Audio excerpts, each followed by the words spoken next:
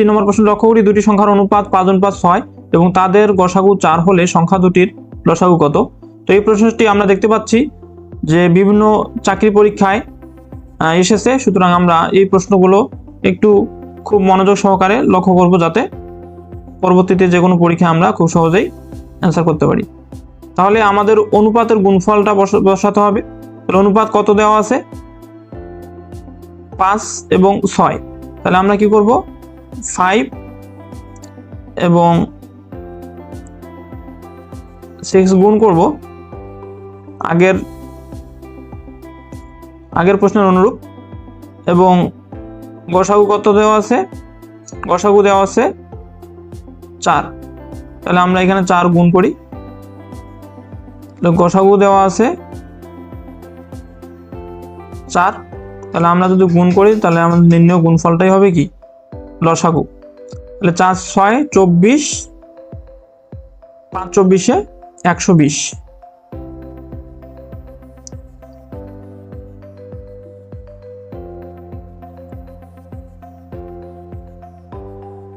অর্থাৎ আমাদের অ্যান্সার হবে ক।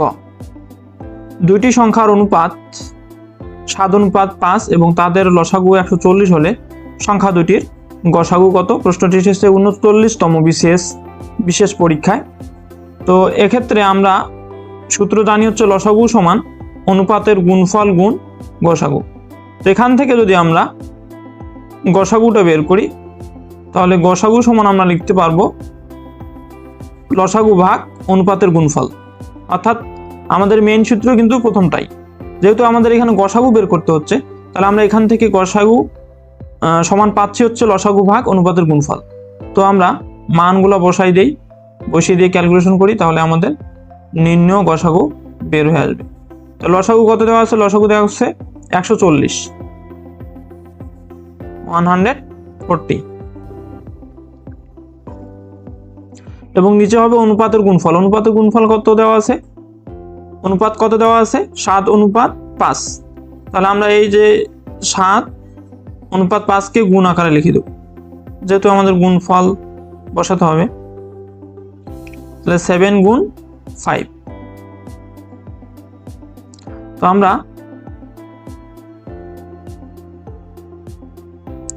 7 দিয়ে যদি 140কে ভাগ দেই তাহলে পাচ্ছি আমরা 20, এবং আমরা যদি 5 দিয়ে 20কে ভাগ দেই তাহলে পাচ্ছি আমরা 4। অর্থাৎ সংখ্যা দুটির গসাগু হচ্ছে কত? 4। অর্থাৎ আমাদের অ্যান্সার হবে ঘ।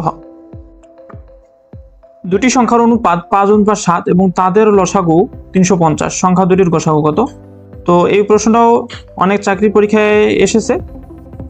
সুতরাং আমরা যে প্রধান সূত্র লসাগু সমান অনুপাতের গুণফল গুণ গসাগু, সেখান থেকে আমাদের যেহেতু গসাগু চেয়েছে এখানে, সুতরাং আমরা গসাগু সমান লিখব লসাগু ভাগ অনুপাতের গুণফল। তাহলে আমরা যদি লসাগুকে আগের মতোই লসাগু 350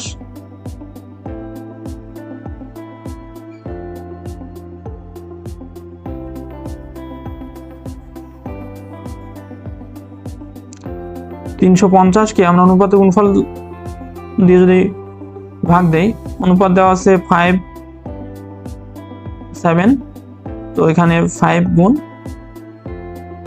7 হবে। তাহলে আমরা দেখতে পাচ্ছি 350কে আমরা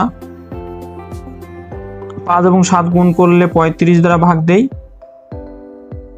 তাহলে আমরা 10 পাচ্ছি ভাগফল।